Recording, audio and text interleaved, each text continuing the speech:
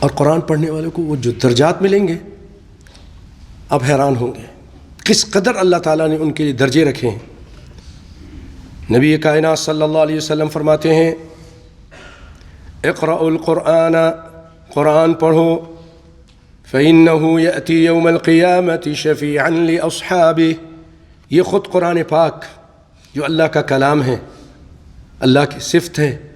یہ کلام پاک قیامت کے دن آ کر قرآن پڑھنے والوں کی شفاعت کرے گا، آپ کی شفاعت کرے گا،